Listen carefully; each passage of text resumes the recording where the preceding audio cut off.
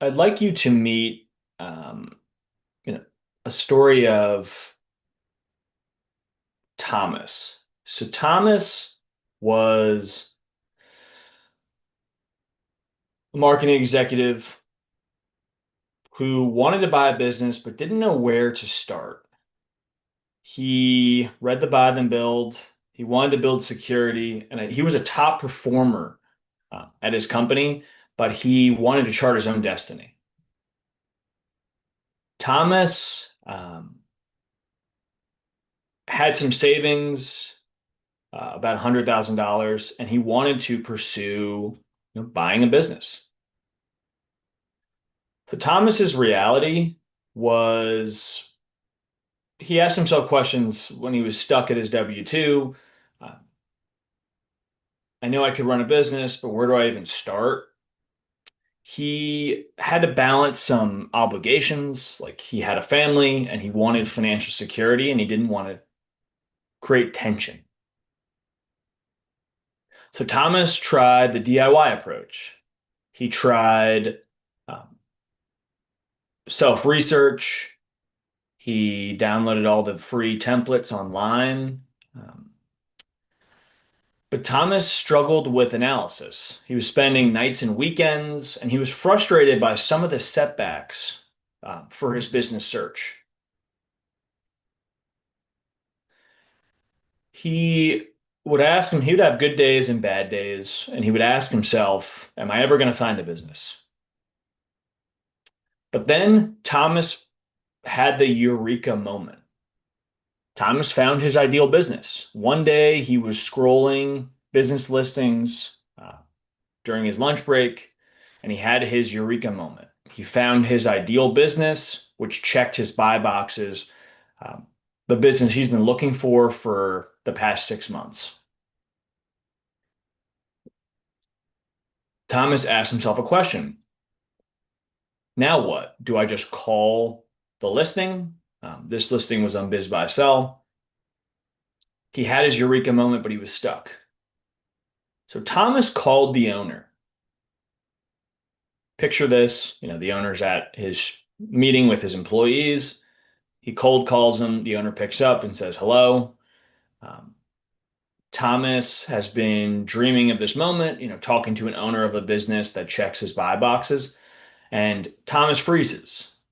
The owner, in a rush, trying to run his business, says, how can I help you? Thomas freezes again and says he'd give him a call back. And Thomas hangs up. So I like to give the story of Thomas because this shows an example of what some of the searchers I meet with go through. They have thing, but when they do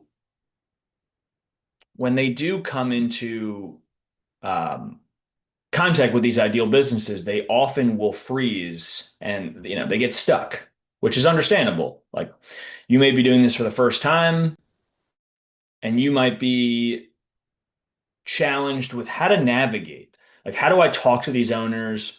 What do I ask?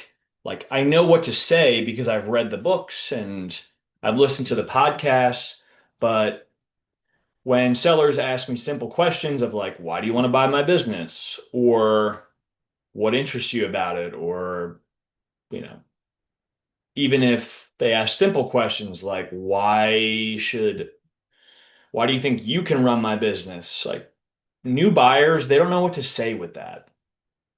Um, so instilling confidence in the sellers is really the whole point of this webinar.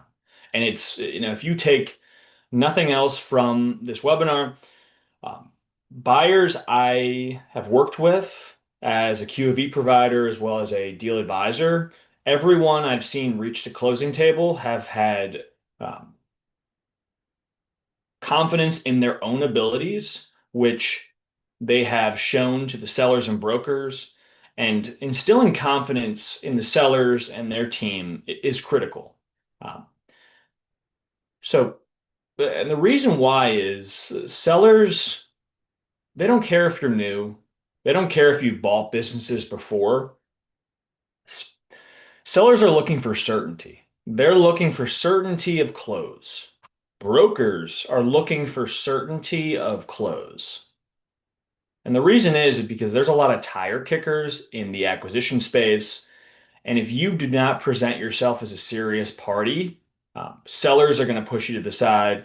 Brokers are certainly not going to take you seriously and push your LOI to the top of the table. So I always say buyers who remove doubt win deals. If you have certainty of closing, if you can show yourself as a prepared buyer and credible, you have a better chance of winning the deal, um, and ultimately closing on that business. So if we think back to Thomas, what Thomas lacked was confidence and preparedness in speaking to this owner. So what is the seller confidence framework? What are things he could have done that you can do when something like this happens? So be prepared to show up with questions, your go-to questions for owners. If you come across a business listing you like, list out 2 or 3 questions you're going to ask ahead of time. Do some homework on the company. Learn about the industry. Successful buyers I've worked with have focused on a few industries and become, this almost like knowledge library of how the business works, how the industry works, key terms and jargon to talk the language of the business owner. And really, the point of this is to align yourself with the sellers of these legacy businesses. If you think about an HVAC owner who's owned his HVAC business for the last 25 years, if you don't understand a thing about HVAC, it's going to be very hard to communicate questions about the business if you don't know the lingo or if you don't know what to ask. Additionally, sellers may have doubt with you if you're unable to articulate, questions about their business, showing that you're not prepared, and this could lead to you lacking credibility. Whether or not it's valid, this is things I've seen in practice. By learning the lingo, learning the jargon, you can align yourself with the sellers and really remove this doubt in order to get to the next step at the very least. So how do you prepare, act credible, and align yourself? So ways you can prepare additionally are by obtaining, that SBA pre-qualification letter or a pre-qual from an SBA loan. For those of you new to the space, if you want to buy a business and use an SBA 7A loan, which is the most popular in business acquisitions, SBA banks may be able to give you a pre-qualification based on your personal financial statement and the types of businesses you're looking for. This pre-qual or pre-qualification letter gives a lot of confidence when you speak to brokers. Additionally, you need to have capital lined up um, in order to show on your personal financial statement that you can afford that down payment. Typically, SBA loans require a 10% down payment of the total loan value. So if we take a $1 million SBA loan, the SBA banks may ask for $100,000 of a loan, as that down payment in order to qualify for your $1 million loan.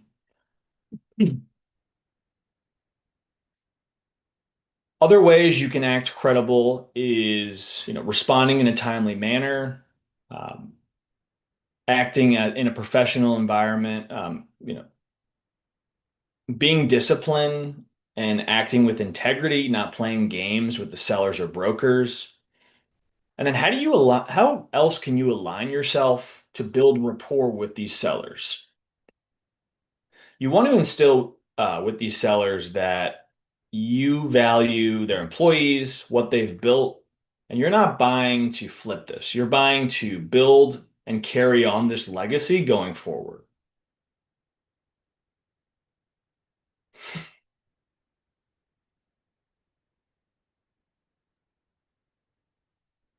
So if you want to, I built a 72-page template of the Business Buyer's Toolkit. It is filled with templates, resources, a financial due diligence checklist. If you want to scan the copy on this slide, you'll receive an automatic email with this copy that you can keep and save on your desktop. Um, it has top questions I ask. So if you have just kind of popped in and you may have to run to another meeting or get on with the rest of your day, this template has a lot of these questions in there. So feel free to grab your copy before you head out. If you want a copy at the end, feel free to stick around and I can send one to you or re-show this QR code.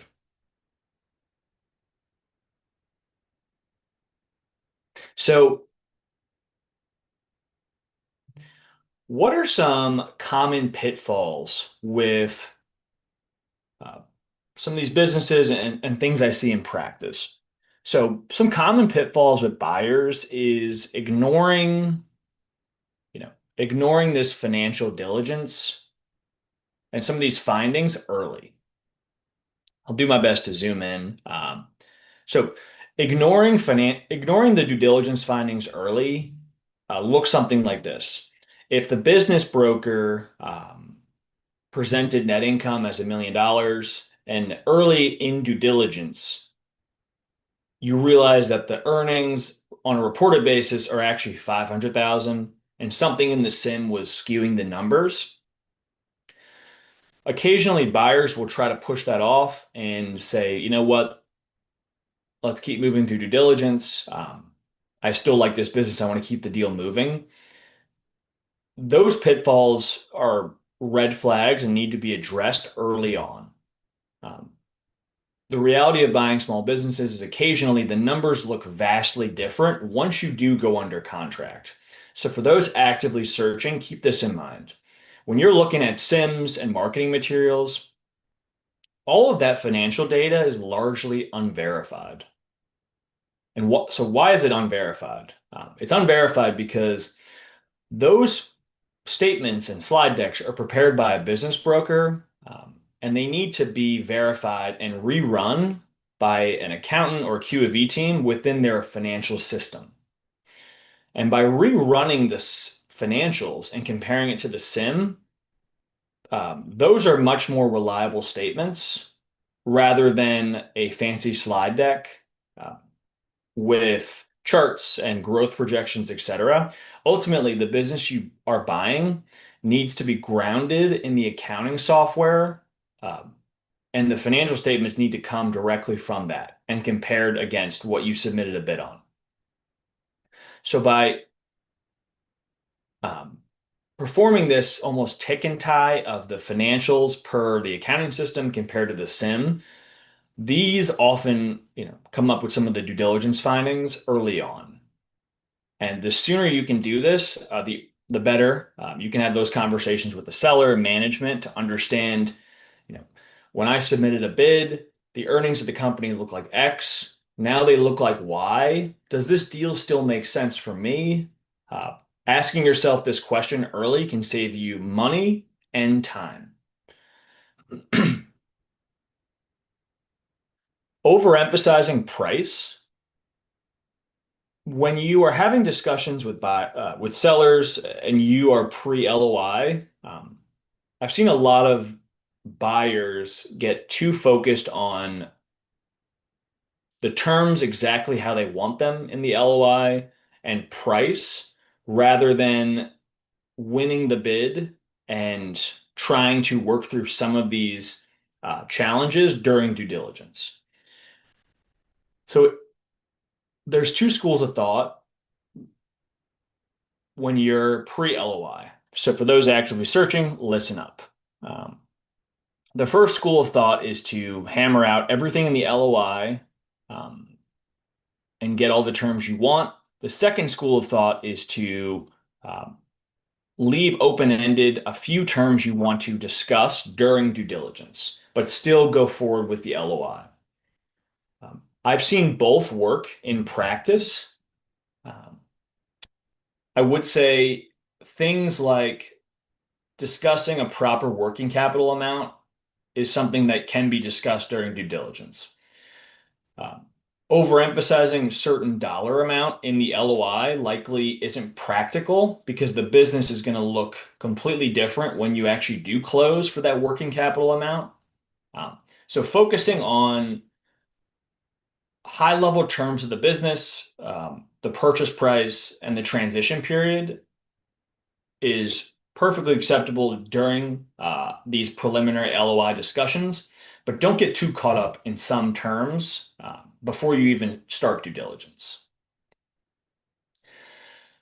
Other pitfalls I've seen are poor communication. So it's important to keep contact with the owners almost on a continual basis. That goes on the onus of the sellers as well. I've seen deals stall and die because communication is just lacking throughout the entire process. As the days, weeks, and months go during your due diligence, keeping a constant stream of communication is a directly correlates with your probability of closing. Um, if the sellers you work with aren't as electronically savvy, um, going in person and meeting with them weekly is something I've seen work for people who have closed businesses.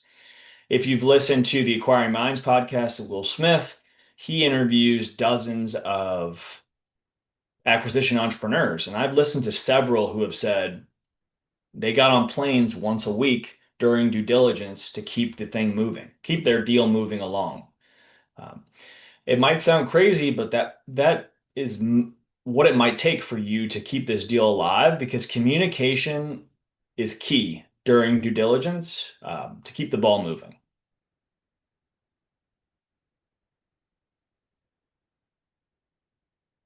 So if we go back to the initial owner engagement and some of the questions Thomas failed to ask during that call, here are some top ones I like to ask. You could ask the seller, why are they selling the business? Like, why do they want to retire or move on from the company they've been building for the past 5, 10, or 20 years? Um, Asking questions like, what's led to the success of your business? Um, how has the business performed in the last few years? Questions like this allow you to keep the conversation moving and hear some of the business attributes in their own words. When you have these preliminary discussions, you want to keep it informal and casual to start and allow yourself the opportunity to build rapport with the sellers before you start discussing granular technical questions. I like to start with a high level discussion on revenue and profit margin, asking them, can you walk me through a typical sale? Ask them another question. Can you walk me through how you pay vendors from invoice up until you disperse monies to them for goods purchased?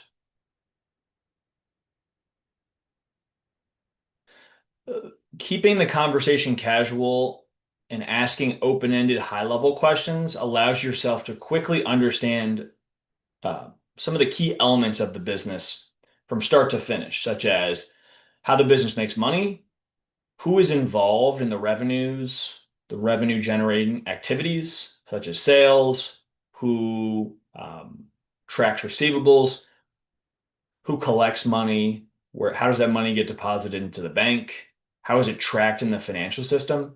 So those three takeaways and my two favorite questions to ask when I meet them is, can you walk me through a typical sale? And then can you walk me through a typical vendor payment?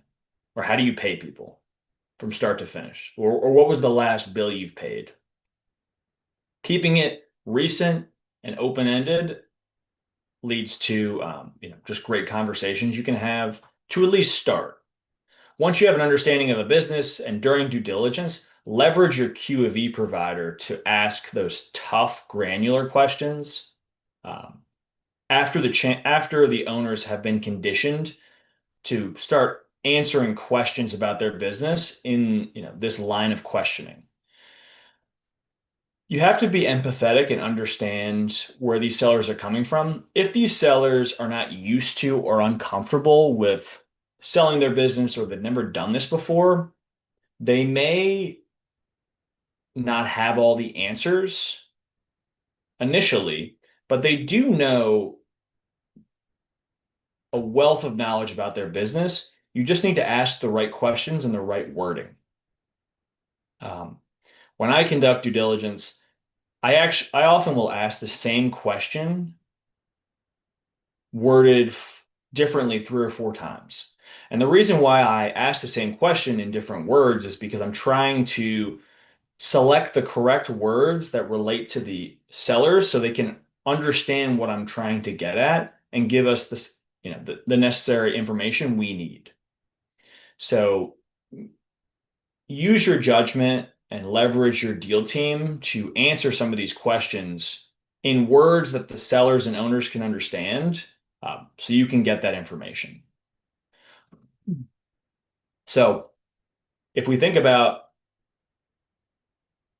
you know, Thomas picks up the phone and talks to that seller, here's what I would do. I would try to build rapport, ask them why they're selling, look to schedule an in-person meeting with them to discuss further on the initial call. The second in-person meeting ideally would be, ask them again, why are you selling? What excites you about the business? Um, how has your business changed over the last 3 years? What's on the horizon? And then maybe ask them how they make money.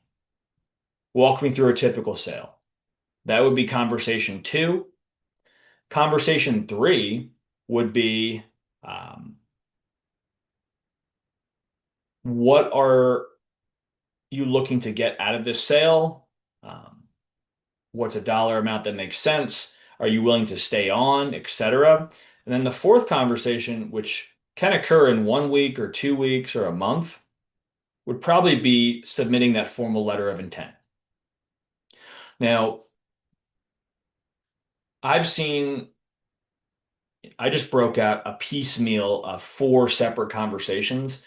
It depends entirely who you're dealing with. If these sellers are going through this the first time, I would break it into small bits and pieces of these conversations so they can digest, reflect, and then, you're continuing to build that rapport. If they seem conditioned and have maybe gone through a sale, you likely can knock out these 4 meetings in 1 to 2 and then maybe submit an LOI if what you're hearing still jives with your initial conversation. So as I work through this, if you have questions in the chat about deal making, things I kind of covered, feel free to throw them in and I will get to them throughout the presentation or at the end. So looking forward to that. So I always say, for those of you who are just starting your search, and welcome to the ETA community. I've been an entrepreneur for over a decade, and I've helped acquisition entrepreneurs, over that period of time. I've also started 2 businesses and been an investor in small businesses. So I understand how to operate these small businesses, and I understand from a deal making standpoint what a good value deal looks like, being that limited investor. Uh, I always recommend to new people starting out who I love meeting, I say, stop planning and start doing. Don't wait for the perfect plan to start your search. Make that first call, go to that first ETA conference or acquisition conference, go to that local meetup for acquisition entrepreneurs. I'm from the Washington, D.C. area, so I meet on a monthly basis in person with aspiring acquisition entrepreneurs and those who have bought small businesses. It's a wonderful networking event where we share ideas. So I encourage you to tap into your local networks and get out there and really just start meeting brokers, owners, and other people in the space because that's going to kickstart your search rather than trying to set up an LLC or create that perfect outreach campaign. All of those things you will refine during your search. But once you start doing, you'll know what works well for you because how people find these businesses and buy them is very much it's the preference of the business searcher. There is not a one size fits all of how you find a business and how you close on it. So you need to learn some of the strategies and techniques and then choose the one that fits your personality because you are the hero in this story. So don't let one person's way be the way you have to do it. Choose the one you think is a good fit. Uh, and then continuing to learn from all of these experiences, each of your deal reps.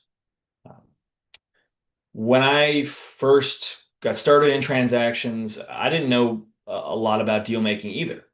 Uh, I've been fortunate enough to do over 200 deals. So I've learned each deal and I've had small takeaways, which I apply to the next one.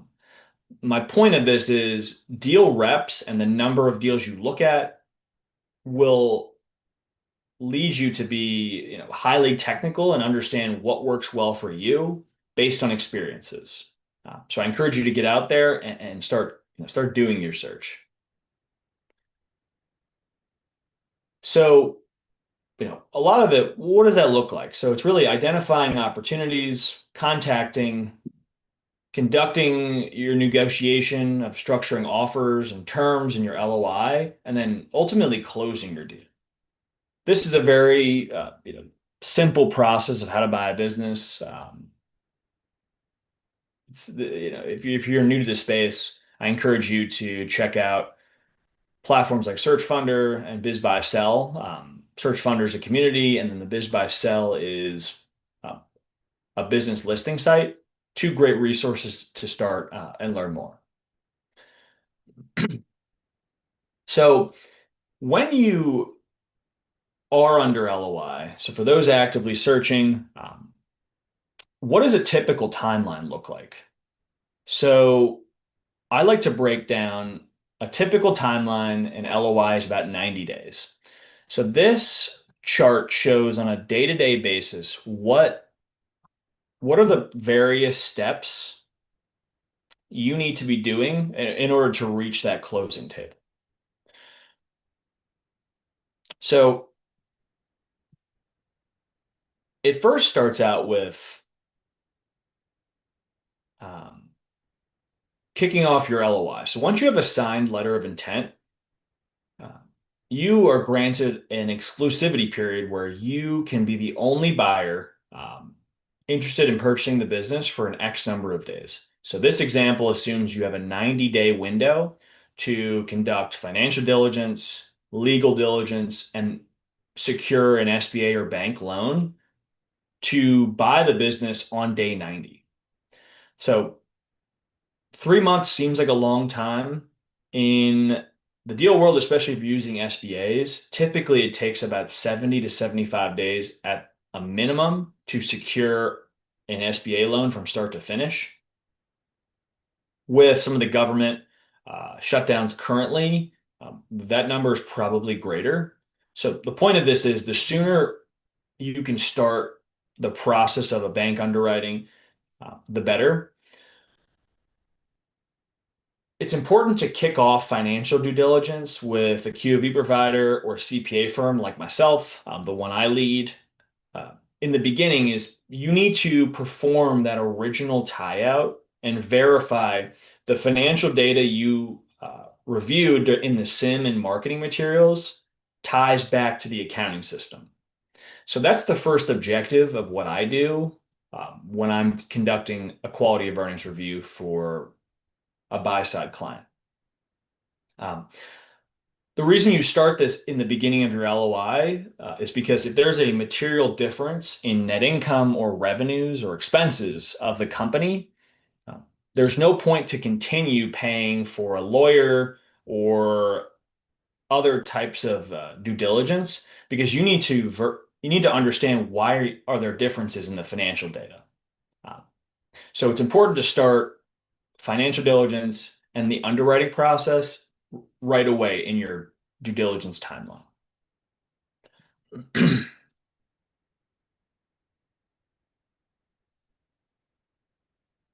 So from there, you would move into things like tax due diligence and legal due diligence.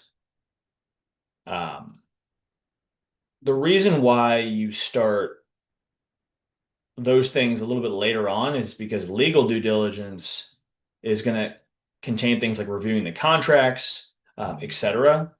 Uh, they're also going to produce the purchase agreement. A lot of the M&A attorneys, I work with several on most of my deals, um, that is what the legal due diligence is going to contain. From there, the final closing docs typically takes place in the last 30 days of due diligence, that timeline. So think days 60 through 90. Um, so if you want to bookmark this, save it to your desktop, I use this for all of my deals because I think it's a great chart to show you as well as the deal team of like, here's what day we're on, and here is when I want the ideal closing day. So how do we get there? Let's work backwards. So feel free to scan this QR code and you know save it to your desktop for your deal.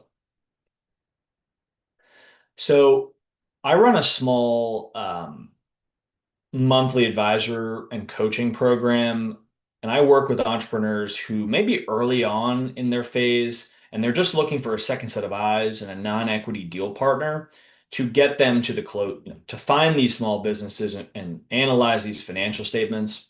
Uh,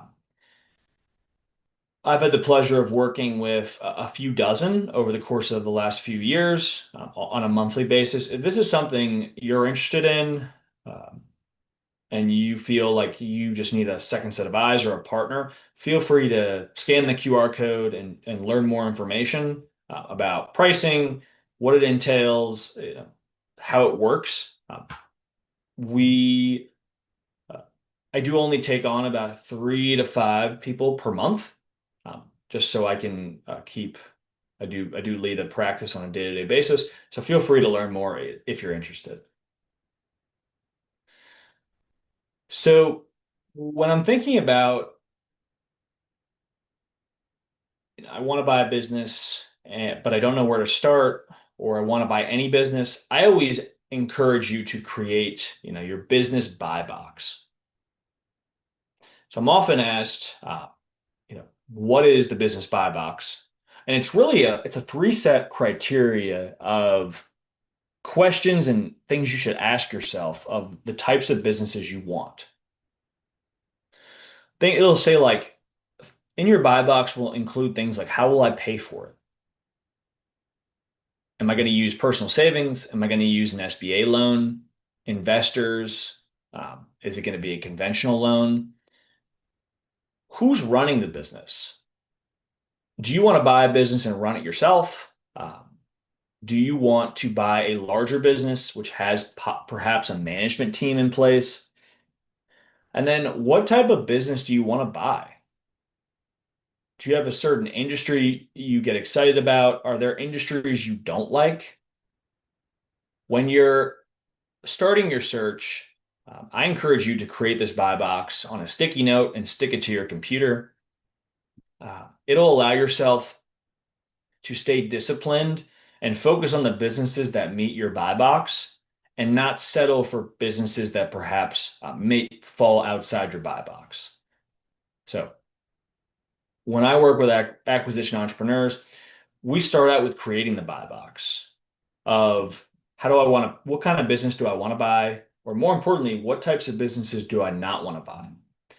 Do I not want to buy a business where there's no management team in place? Do I not want to buy a business in healthcare? Do I not want to buy a business that's construction?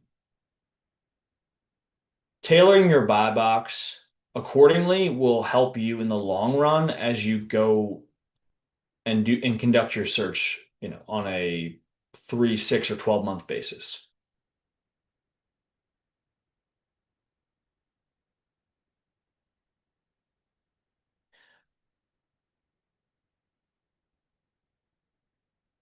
So some of the ways people will pay for these small businesses is through SBA loans, private credit or private loans. Uh, they'll use a combination of seller financing or traditional. Typically, SBA loans are an SBA 7A loan. Um, these loans are backed by the government. They require a personal guarantee, um, and they are one of the most uh, used structurings in order to buy these small businesses. Um, there are pros and cons of each. So I encourage you to check out the SBA website and learn more about the various options of, financing your deal and choose the one that fits yours, your ideal criteria.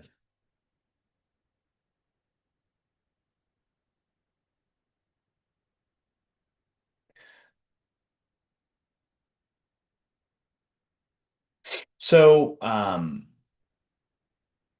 what are some of the SBA lending criteria? So when you apply for an SBA 7A loan, they're going to ask you things like, can you prepare a business plan? What's your credit history? They're going to pull a credit report. They're going to ask for a personal financial statement. They might ask for pro forma projections. Um, and then they're going to ask more about you, industry experience. This I pulled directly from the SBA website. This is a checklist that traditional SBA banks will ask when you approach them for a pre-qualification letter, as well as some of the things to expect during the underwriting process. I work with a lot of folks um, in financial projections, as well as preparing themselves during underwriting. So if you need help, if you're already under LOI and you might have a due diligence team, um, I can help you work through pro forma projections and uh, aligning some of those documents in order to make your lives easier during that underwriting process.